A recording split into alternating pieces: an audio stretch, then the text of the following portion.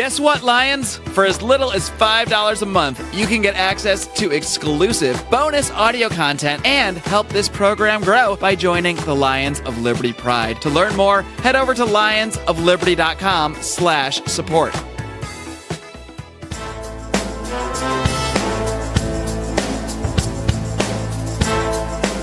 Welcome to Felony Friday, a presentation of the Lions of Liberty podcast. Here is your host, John Odermatt. Felons, friends, and freedom lovers, welcome back to Felony Friday, which is a weekly show right here on the Lions of Liberty podcast, where each and every single Friday I focus on exposing injustice in this nation's broken criminal justice system. Felony Friday is one of 3 shows that we have here on Lions of Liberty. We kick off every week on Monday with Mark Clare's flagship program, where he interviews leading minds in the Liberty movement. He hosts roundtable discussions. This upcoming Monday, Christmas Day, we'll be releasing our Naughty or Nice episode, where we go through some of the biggest names in politics today, and we grade those people, and we give them a score based on their actions throughout the year. We give them a grade of naughty or nice. It's a fabulous episode. It's a lot of fun. We had a lot of fun recording it. Hopefully you guys enjoy listening to it also. And every Wednesday, of course, next Wednesday and every Wednesday, we'll have Electric Liberty Land hosted by Brian McWilliams, your weekly shot of culture, comedy, and liberty. And of course, with the holiday season in full swing right now, there's a lot of podcasts out there that are taking time off. And Lions of Liberty is not one of those podcasts. We will have our full schedule next week and the week after that. So have no fear, guys. We don't take any time off. We are here to serve our listeners, and we hope you enjoy the products that we're pumping out. This here on Felony Friday is the 103rd episode, so that means you'll be able to find the show notes page with links and notes to everything that I'm going to talk about with my guest today at lionsofliberty.com/FF103. And just one more quick note. I want to tell you about today's sponsor before I get into my discussion with my guest today. This episode is sponsored by Health Excellence Plus.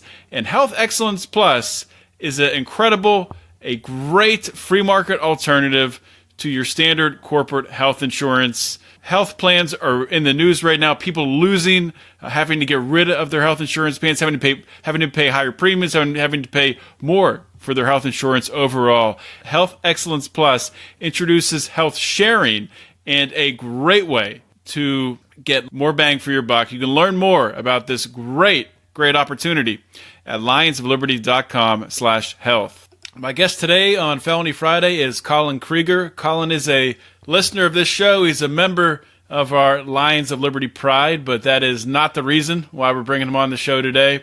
A few weeks ago in our Facebook forum, I saw Colin talking about his past and his past experiences in the criminal justice system, and I asked him to come on the show to share his story, and he was interested in doing so.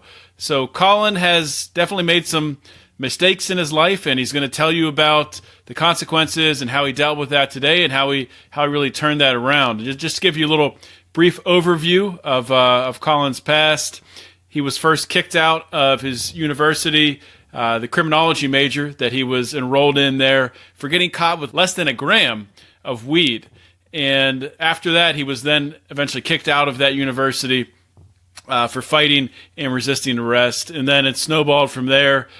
Started selling drugs, using drugs, and eventually culminated in an incident with police, which resulted in aggravated assault charges, counts of reckless endangerment, simple assault, and ultimately he was sentenced to 9 months to 3 years in prison. After getting out, got in trouble with the law again, was trying to recover a debt, and got arrested there, charged, convicted, spent 2 years and 9 months in a level 4 max security prison. So we'll dig into all these incidents, and Colin will give you all the details and background on what exactly happened and why it's important for everyone to understand that this stuff happens more often than you'll think. So, Colin, thank you for coming on Felony Friday. Thanks for having me, John. Good to be here. Good to have you here, and Last week's episode of Felony Friday, I had on Aaron David Seidel. And Aaron was a guy who spent, I think, 5 years in prison. He had some extenuating circumstances, but he spent 5 years in prison for attempted murder of his stepfather. And most of the people I've interviewed up until this point on Felony Friday, they've been nonviolent offenders, victims of the war on drugs. But Aaron and yourself, I think, unless I'm forgetting somebody, might be forgetting one person, are really the first two I've had on who had some violent offenses. And I think it's very important to talk about it because, people like yourself spent time in prison, you did your time, and you're back in society. And it's important for people to understand that it's possible to come out and be reformed and be a contributing member of society. So, I wanted to start out today just talking about getting into the beginning of your story, and we'll just walk through it, I guess, as the time goes. So you started out at Slippery Rock University, right? And how did it go down? What happened when you got caught with this gram of weed? Well, basically up until that point in my life, I was the only thing I'd ever done. I didn't drink. I didn't do anything. I was very active with the volunteer fire company, so I didn't want to, I had a thing where if I drank, you can't go on call, so I didn't drink, didn't do anything. I messed around with weed a bit, went to college. When I got there, when did we enroll? We started, I think it was August 21st, and this was September 11th. Me and my roommate, we decided to smoke a bowl in the dorm. Not the smartest idea, but it is what it is. And the floor, I guess it was the RA or the floor, I guess, worker. I don't know. She smelled it, caught us. Cops came. I had literally a bud probably the size of my thumbnail, I would say. And this guy, he's threatening to bring the dogs. He says, "Where's the rest of it at?" He was aggressive, campus cop, typical thing. So that was that. So I was there 3 weeks, and I was there. Criminology. I was going to go for 2 years, come out, try to get into the State Police Academy. And this was when, 2007? Yeah, 2007. Fall 2007.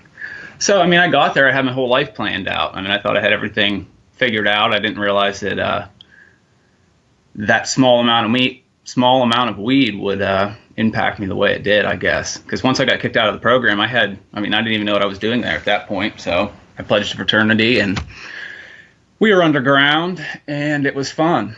And then I discovered, cocaine, amongst other things, and that led to me getting kicked out. Eventually, I got put on ARD for the weed. It was my first time ever being in trouble. I had 1 year ARD for the weed, and it was March. Got blacked out at the house, came back to campus. My roommate and I got into a little fight. One thing leads to another. I'm breaking glass out of the dorm. I'm throwing a fire extinguisher down the hall. I go outside. I call my mother and tell her I'm in trouble. This is 4 a.m. I'm blacked out. I'm 18. I don't know what's going on. Call my mother and tell her I'm in trouble.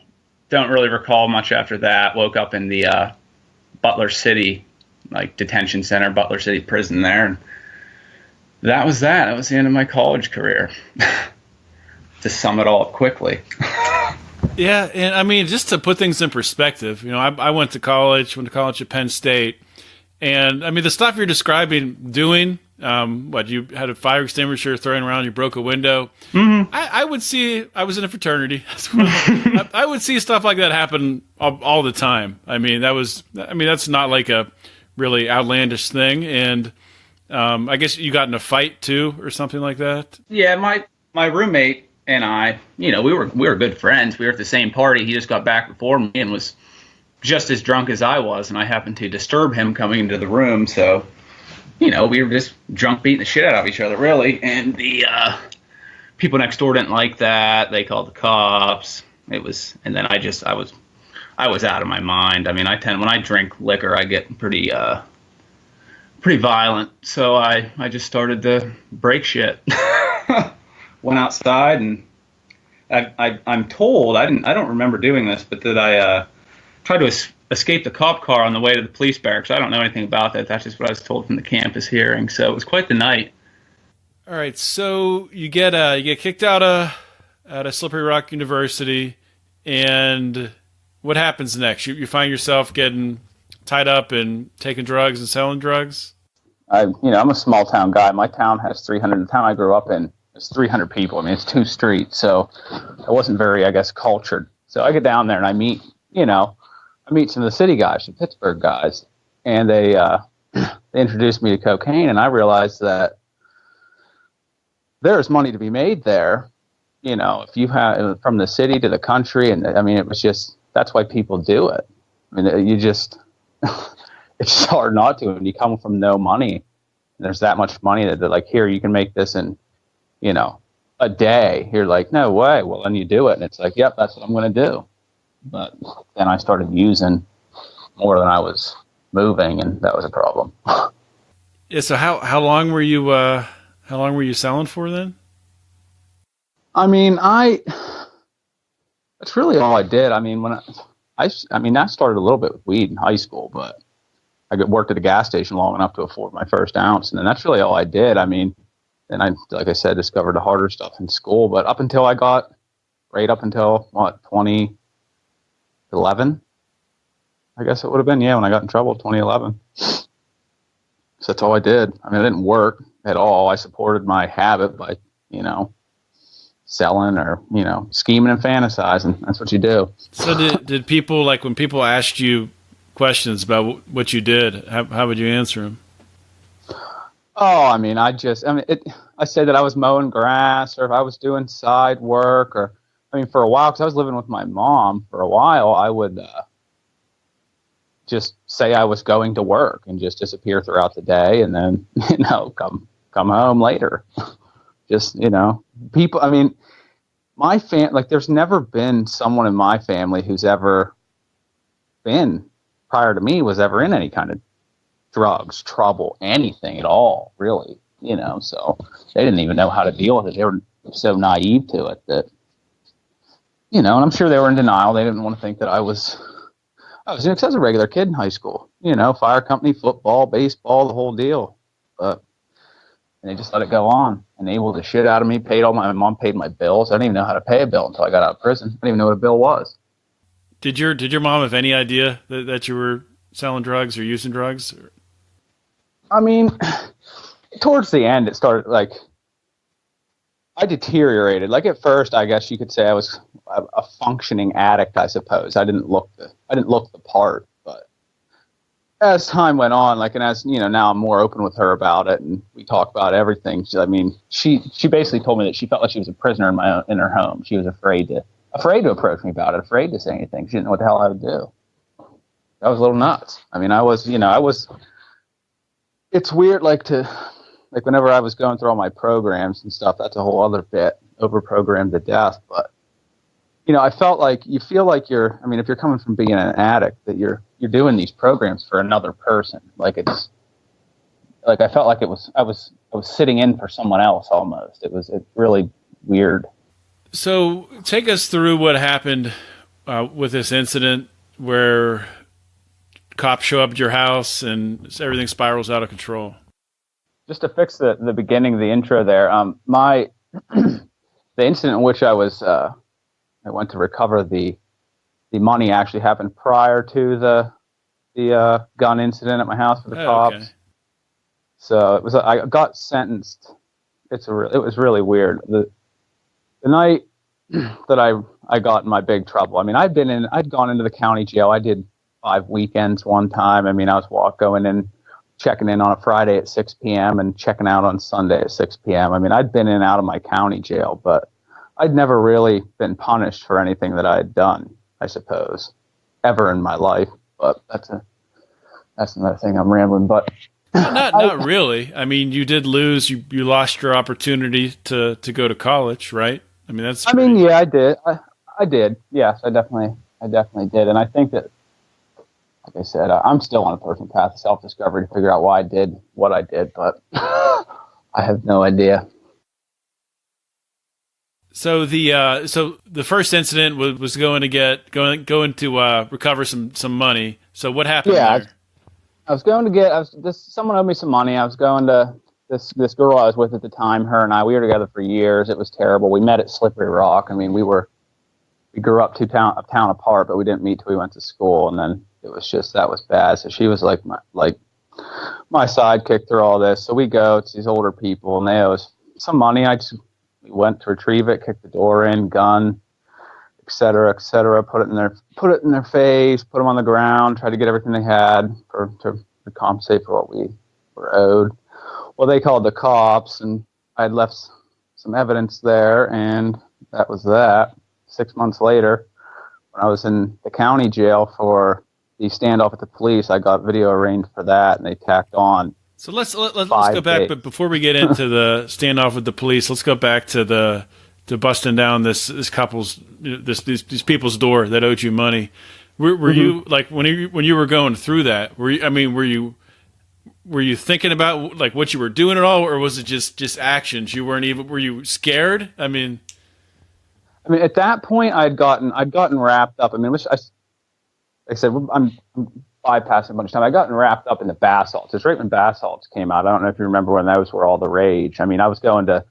I don't know if you remember Jamaica Junction there downtown, but you could walk right in there and whoop, right over the counter, buy your meth and roll out. Downtown in State College, right? You're talking about? Yeah. But so I discovered that, and I mean that's when I really got crazy, like into my then I called the woman. I said, hey, it was her and her husband. I only had her number. She was a really good friend. Drugs make you do weird things. And I said, hey, you owe me the X amount of dollars. I'm coming to get it one way or the other. And I went and I don't know. When I do drugs, I black out for little bits of time and do weird shit. And then I'll snap out of it. Like in the middle of that, I snapped out because I have a conscience in me somewhere and it says, hey, you're fucking up. And it comes through and I quit what I'm doing, but by then it's too late. So I go home. She calls the police.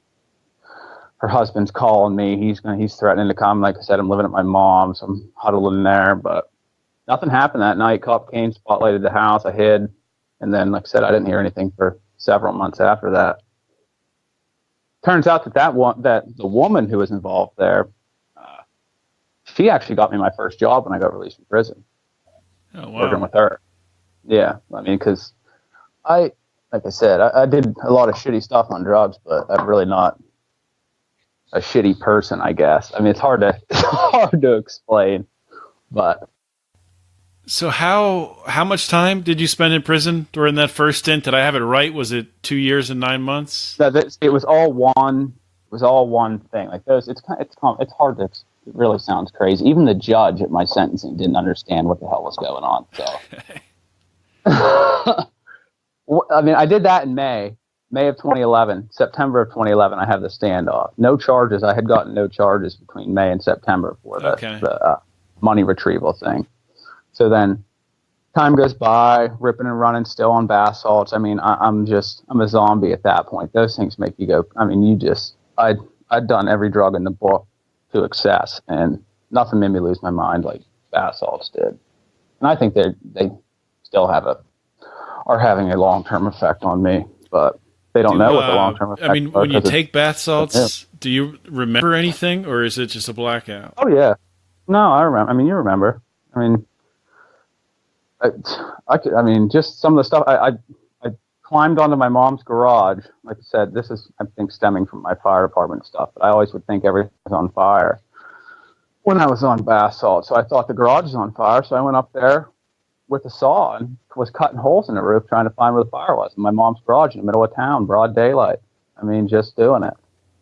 Wow. Just because you're so in a whole, I mean, it's just a whole new reality that you're in. You're not even, it's really crazy what they do to you. I mean, I'm 6'1" and I regularly weigh I don't know, between I fluctuate 190 to 175. We'll say when I got locked up at the end of that, I weighed 112 pounds.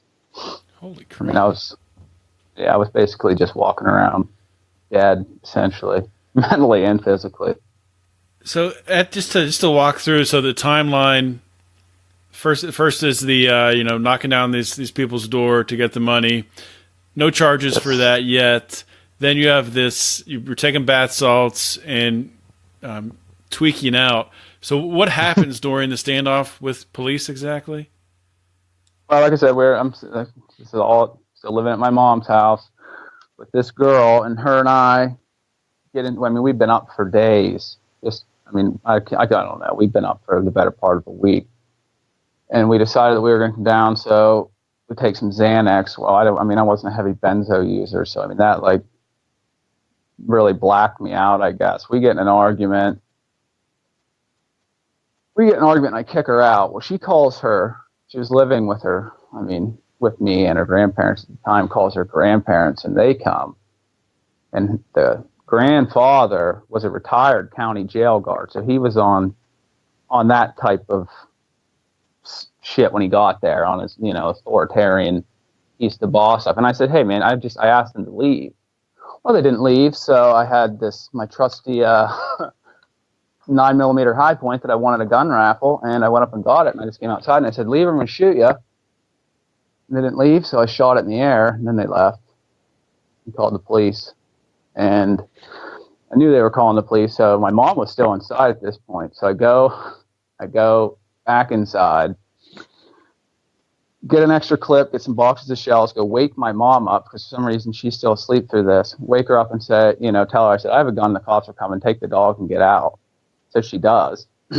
So my plan is at this point that I'm just going to let the cops kill me. Like, this is my rock bottom. This is the bottom.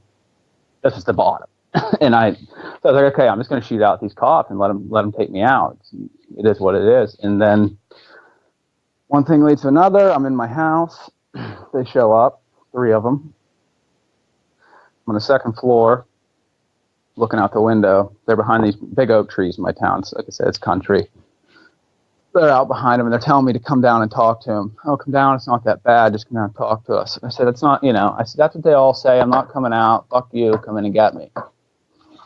Close the blind. Well, then for some reason, I walk out of this room into the other side of the house, and I shot the gun twice, just straight up into the ceiling. Boom, boom. Well, when I did that, again, it like brought me back into reality, and I realized, what the fuck? So I lit a cigarette and walked outside, and thank God they didn't shoot me. And they flipped me over, and that was that. Wow, that's an intense story, man. I mean, and it's like I said in our message. If anything, I got very, very, very lucky. Like when I got to Forest, was talking to some of these guys of all races, all backgrounds in there. I get along with everyone, and they said, you're lucky, young, and if you were in a city, they'd have put you down. As soon as you open that door, they'd have put you down. He said, you're lucky. So for all the faults that the police have in my town, they're not trigger happy, thank God. Yeah, they're definitely lucky there.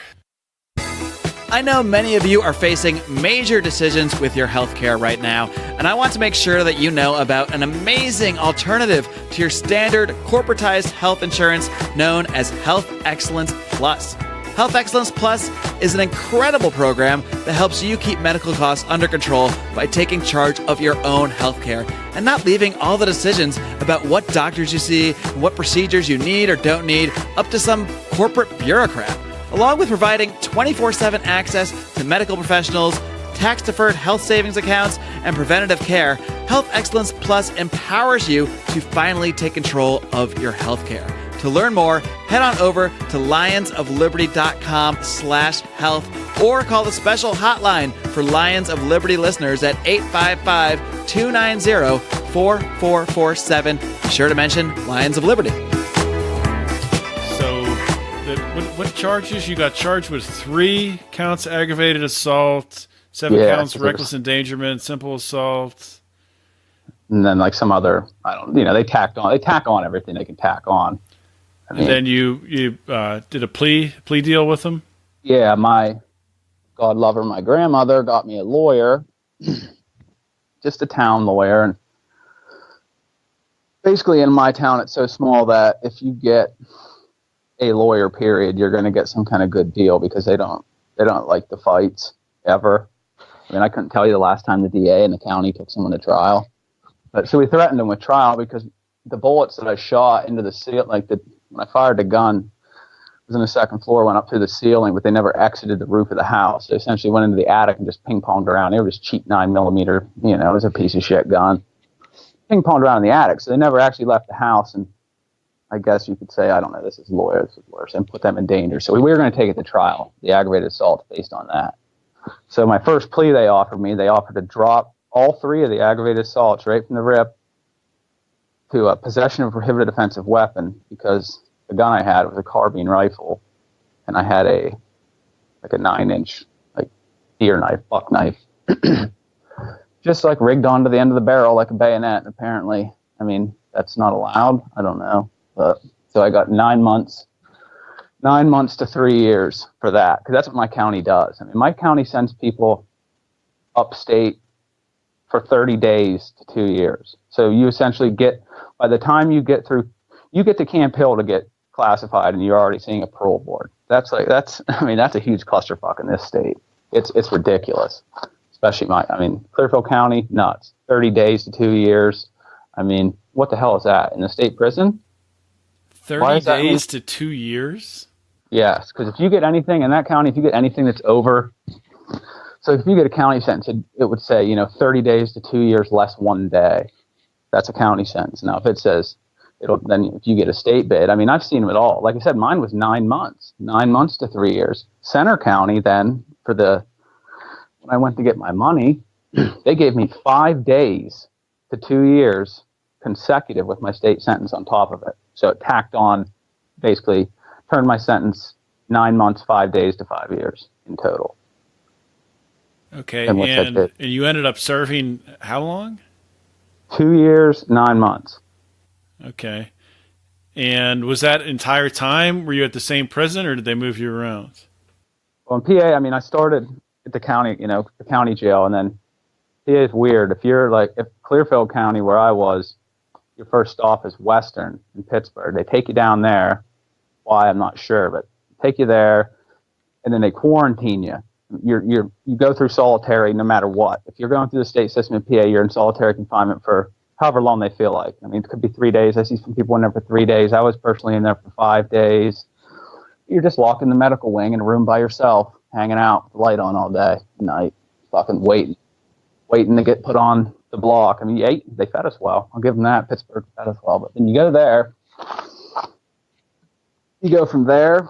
Then they take you across the state, Harrisburg, to Camp Hill, and you sit in there for at least 60 days, and they classify you. That's where they decide what programs you're going to have to take to make parole, what your custody level is going to be, et cetera, et cetera. It's not personalized at all. Anybody, it's just a farm. They're just running you through there. They ask you simple questions, check which box applies, and that's how you get classified. My crime was violent, but I was classified as the highest custody level in OVR 3, high violent, high probability to reoffend. So what did that get you? The prison population you were in was pretty rough, I would assume. Oh yeah, I went to SCI Forest, which is a level 4. It's way up, and it was actually relatively close to my hometown, an hour and 20 minutes, but it's up. I don't know if you know where Du Bois is. It's like an hour and a half north of Pittsburgh in Forest County, SCI Forest. It's in the middle of the woods. I think there was probably 2,200 guys in there, I would say. Most doing 20 to 40s life. There wasn't too many people that were in there with a 9-month minimum. And then you're walking it's such a balancing act when you're in there, because you want to make parole, but you can't be a pussy. So the razor that you're standing on, to not get fucking hemmed up, so you get a parole hit, but not look like a bitch, so you get taken by everybody in there, is so fine that it's nuts. It's just nuts. The prison guards they're writing you up at the drop of a hat, but it depends, because that was a higher custody level, littler shit they didn't really care about there. As long as you weren't running around with, you weren't blatantly fighting in the middle of a, compound or killing each other, they really didn't have a problem. Because that shit was going on all the time. Hell, when I was leaving, all the officers had to get escorted around by the regular CO staff because they were one of the gangs had threatened them because they were short in our afternoon yard period. That's what they do in there. They jerk you around. And then the inmates, I mean, at least where I was at, because like I said, those guys, a lot of those guys, that's their home. They're not leaving there ever. So when these guards come in and try to start jerking you rack around, just because they feel like it, then they get hurt. And that's and you see that stuff like me. I came from this small ass town. I thought it was hard, but you don't know how hard it is. I mean, you get in there with people who are vicious, and then you realize, holy shit. My first day on the block at Forest, my very first day, I was on there. They cracked the gates for Mainline at night. And dude comes out of a cell and just absolutely beats the living shit out of the CO on the block. I was on the block for 1 hour. I was there. I said, well, I guess this is prison. That didn't happen in Clearfield County. Nothing like that ever happened there. So there was just nobody there to stop it? They come running, they're coming from all over the place. Dudes are out of shape. Most of them are drunks, and it takes them a while to get there. They can't keep up. They're dealing with dudes who have nothing to do but get healthy and get big. They don't stand a chance. It's really something. Yeah, that's a good point. What he did, like I said, when I was there, that stuff didn't happen just because. Like, a lot of the times it was the newer COs would come in, and that's how they would get their attitudes adjusted, so they knew how to be when they were there. Because, you get these guys, they come in off the street, and they've never had any power. They've probably picked on in school, never been in a fight, don't know shit about anything. They come in there and start throwing their power around trying to do that extra shit. They're trying to write you up because you're taking 2 extra slices of bread from the chow hall to go make yourself a peanut butter sandwich at night. And if they write, this dickhead second day in the job wants to write you up for that, and you're doing 40 years, you're not standing for that shit. Yeah. This guy did. It's a whole new world, and it woke me up fast. So you're in there, and did you think that you were going to serve the full 5 years, or did you have an idea that you'd be able to get out earlier from the start? Hell no, I thought I was getting out in 9 months. Why'd you think that? My lawyer, that's my fucking lawyer told me. What was he basing that on? Well, and I got time served, so I had sat in the county for 6 months. So when I got up there, I was already getting pre-parole paperwork at Camp Hill. I hadn't even been classified yet, and they were already getting me through the parole system. I said, oh, hell yeah.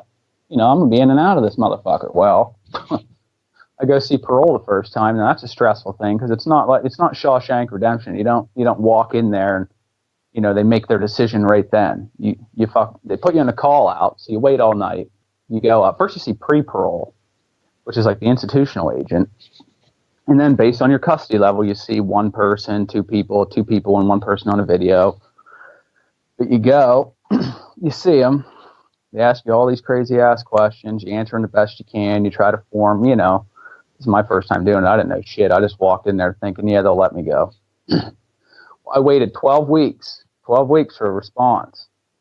Finally, they call me up there, get my reply, 1 year. They deny my parole for a year. So then at that point, I realized, all right, I guess I'm doing some time. So I just dug in. Started getting, falling in. Got in where I fit in.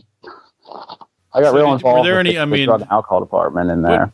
What got you through your time in prison? Were there people that, were there, older guys in prison that you're kind of talk to and they'll give you advice or any of that? Or was it every man for himself? Oh, yeah. No, it is. At the end of the day, it's every man for himself. And there, no matter what, no matter who you think's your friend, somebody will always get over on you. Give a fuck. But there's dudes who'll give you the best advice. You don't ever take anything from anybody. It's the first thing I learned in there. Don't ever go into debt for anything.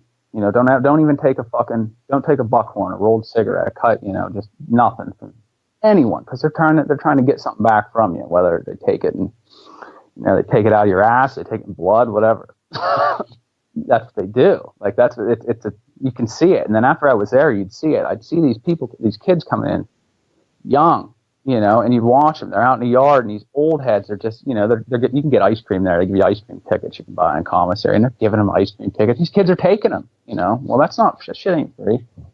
So that's what I learned. I met a good dude, 2 good dudes. One dude was doing life. Other dude was doing like 30 years, but they said, just stay in your lane. You'll be all right. Keep your head up. Walk with your head up. Don't walk around there like you're ready for the take. Because you get tried. They'll try you. People think they can get something from you for free without a fight. They don't want to work for anything in there. So you got to show them they'll have to work for it. You might beat the fuck out of you, but if they have to work, they're not coming back. Right. Well, so I went into a therapeutic community program. I mean, and this is getting back to what got me through. In there, I mean, it's a whole separate. It's almost like a prison within a prison. It has its own set of rules, and in there, and if you've been convicted of a DUI, I mean, even if you were convicted of distributing drugs, you might have never even used a drug in your life ever. You might have just sold one or been caught one time. You're doing therapeutic community, which is at least 4 months, 62 people, own set of roles, and you have to complete it to make parole unless you want to max out. But you go in there and it's essentially just this crazy ass rehab within the prison. It's called, CBT, cognitive behavioral therapy. You know, you learn thinking errors and stuff, but you have to police each other. They have a pull up and push up system. So you essentially give a quota each week where you have to tell on each other for shit. And I mean, people got stabbed over that in there. If you don't make your quota in pulling someone up, you're not going to make the program. Well, if you pull someone up and it's severe enough and they get kicked out and just lost their parole because of that, well, what the fuck are they going to do to you? You just, it's crazy. But through that, I got into the drug and alcohol department. I became a peer assistant, and I was facilitating the NA, the AA meetings, SMART meetings, self-management recovery training, stuff like that. I got real involved with that, and that's just basically how I got into recovery and actually wanting to be clean and just seeing the shit that I saw in there. It just wasn't for me. It's not something that I want to be a part of. Right. And I want to talk a little bit about, once you got out of prison, because obviously you're a libertarian now. I mean, you're a member of the Lions of Liberty Pride. You listen to this podcast, so it's obvious that you're a libertarian. I was wondering how, at what point in time did you get exposed to these ideas? I mean, I've always been, interested in it. I came from the conspiracy background, the Alex Jones, the Illuminati documentaries at 3 a.m. on bath salts, was really what got me into it when I was spending days awake on YouTube. Don't try that at home, kids. That's not the best way to get in, but I mean, that's not how I got in, but that led me to Alex Jones. And then just through that and different random YouTube links, I found Jason Stapleton's program, and then just started searching Libertarian podcasts, which I found his, and then I found you guys, and I support you guys and listen, and just it came from there, because it gives you the will to push yourself. I mean, when you go through all these recovery programs they force you to go into, I mean, even when you get paroled, like I got paroled to the Renewal Center in Pittsburgh for 2 months, and I had to go back through a drug rehab program and a violence prevention program, and they're all the same. They're generic. They're not giving you any tools, to succeed. It's just these broad generic programs that the state get money for. These, the Renewal Center receives money from the state, so it's just everybody scratching each other's back. It does nothing for you. Well, for me, libertarianism helped. I don't know how to word it correctly. Like I've been thinking about it all day, and I still haven't the right way to word it, but it just gives me the will to push forward, and it's an accepting group. It's an accepting world. I mean, the society shuns people like me. I mean, especially in my small town, I can't do shit. Hell, you're just a criminal. Once you've been in trouble, you're a criminal around here forever. You're marked. It's too small of an area. Even State College, even with it's too small of an area. So it's libertarianism is an accepting community for people who've been in trouble, and it gives you different tools, and it just occupies that space in your brain for me personally, I can only speak for myself, but that I personally had filled with drugs and violence and, random sex and just all the things that come along with that life. I filled that with learning about, even now I'm still young in it, but just learning philosophy. I mean, learning the markets, learning how to save money, learning how to make, start businesses, learning how to, increase your human capital, stuff like, they don't teach you that shit. They don't teach you that at all. They don't teach you anything about how to manage your life in there. They Like I said, it's broad generic, whereas libertarianism gives you the drive to just go. I mean, it just opens it up. It's like, yeah, you can do it. You know, regardless of your past, you can do it. Yeah, I think for people who, you know, rag on libertarians for saying, you know, libertarians are for people controlling their own body and they can do all the drugs they want and they can do this or do that. They can be prostitutes. That's sure, yeah, that's one side of it. But just like you're pointing out here, the other side is when you own your own body, when you own your own life. I mean, that's a responsibility. It's up to you to take care of that and make the most of it. So the other side of the coin is what you know, society, the Democrats and Republicans, when they talk about libertarians, they don't talk about that side. They don't talk about the, you know, the self-actualization side of the ideas of liberty, which I think, as you've pointed out, and we probably don't talk about enough. That's one of the biggest appeals, really. I mean, it really is, because you can sit around all day on your ass and wait for the state to help you out with their programs and what, you know, how they. I mean, just as little as they don't even teach you how to get a house. They don't teach you how to make yourself worth anything in the job field. Like, when you come out of prison, regardless of whether you're there because, like me, I put myself there, or whether you're wrongfully convicted, at the end of the day, you were there. Now you have to, you know, unfortunately deal with it.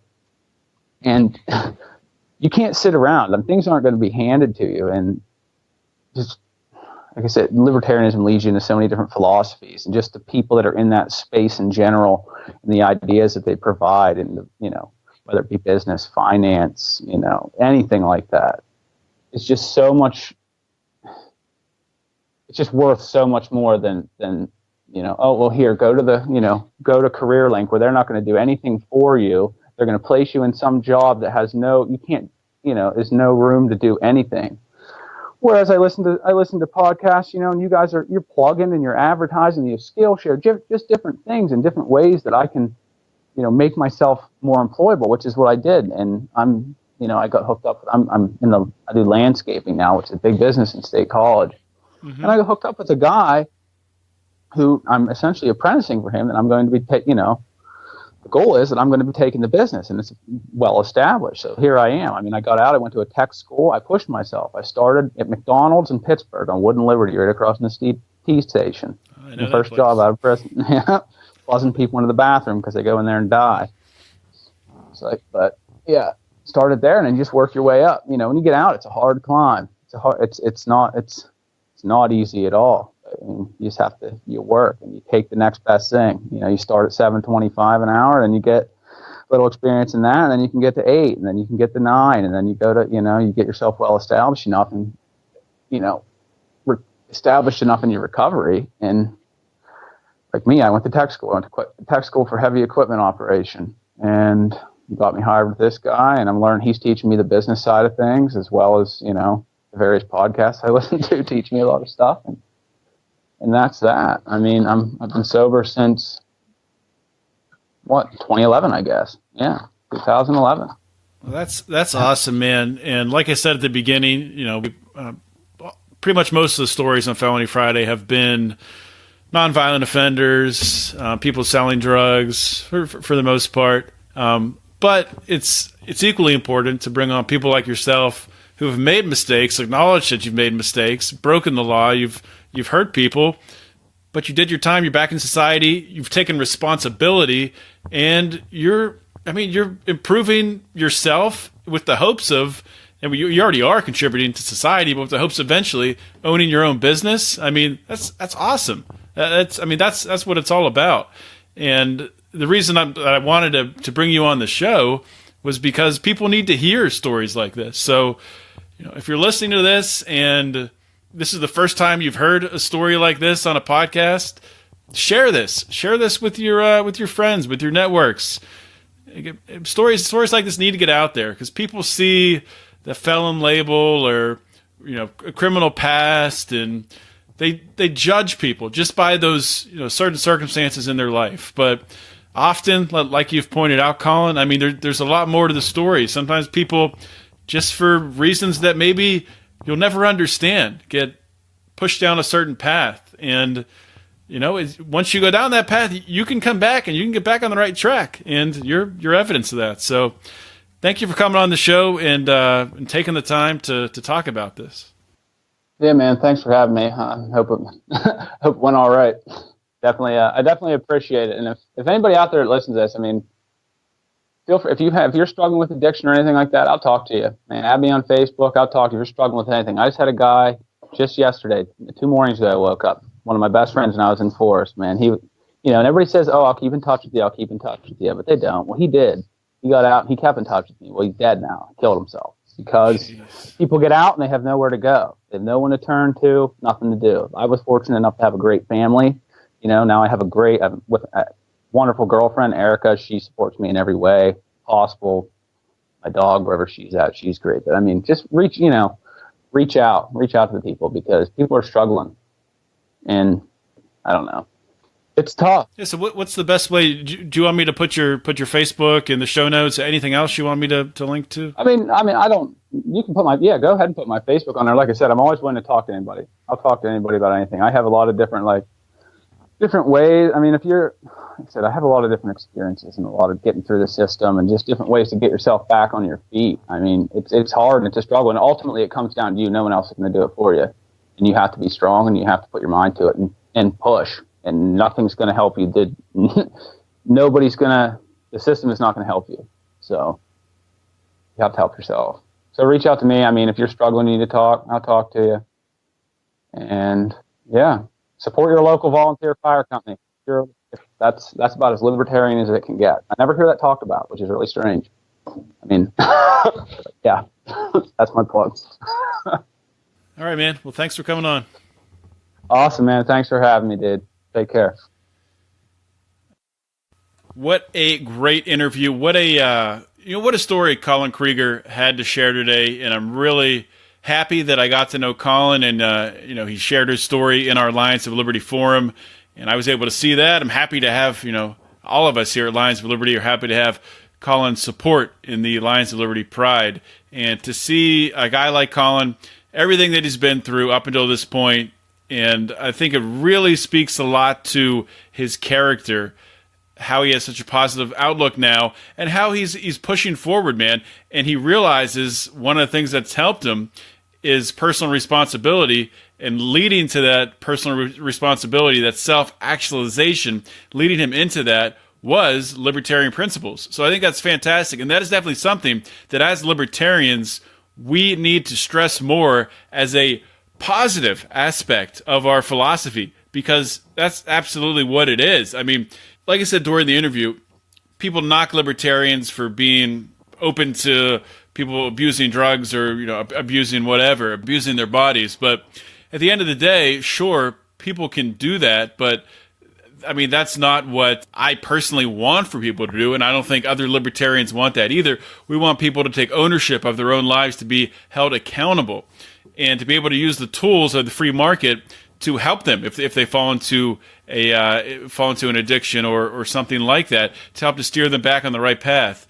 So I think there's a great opportunity in the Ideas of Liberty to help people who have been through similar situations as Colin has been through.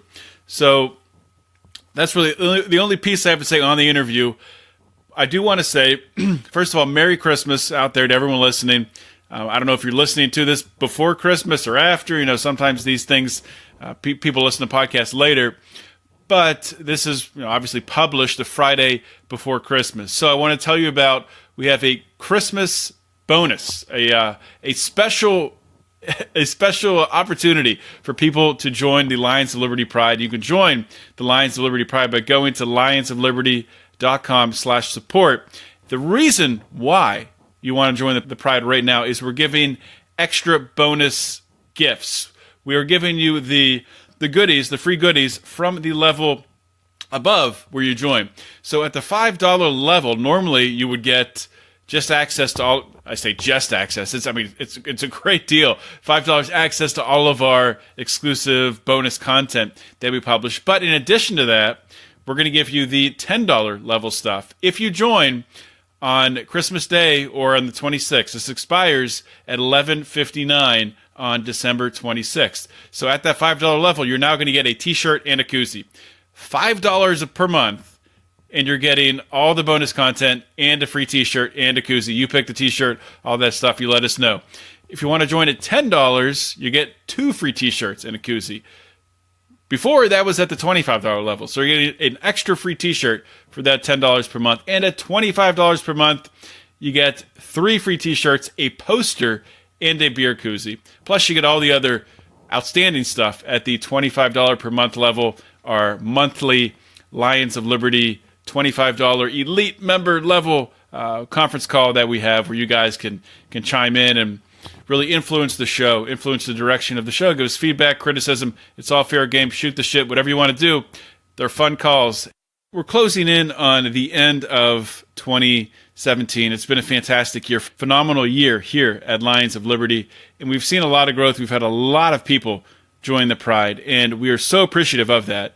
And we've been able to use that money that has so graciously been given to us to help to grow this show. We've been able to use it to upgrade our equipment, our microphones, our mixers, things of that nature. But also, recently, we've started to use that money to advertise on other libertarian shows. And that will continue. I don't know if it's going to continue immediately in the new year. Probably after a few months, we'll have to build back up our war chest. But this is what your money goes toward. Your money goes to spreading the message of liberty directly. Your money's not going into our pocket. Your money is going into growing this podcast, growing the audience of this podcast, growing the reach of this podcast. So I just want you guys to remember that. We appreciate all the supporters we have. We are so thankful for each and every one of you. Colin Kreiger being one of those, of course, member of the Lions of Liberty Pride. But we want more. I mean, we have like 54 members as of recording time here in our Lions Pride. You know, I'd like to let's double that as quickly as we can. Let's get 108 members in the Pride and really tune things up and really get this thing moving forward and growing like wildfire, baby. So that's all I got for the show today, guys. Thank you so much for listening. Merry Christmas to all of you guys. Hope you all have a safe and Happy New Year as well. This is John Odermatt signing off. Always remember to keep your head up and the fires of liberty burning.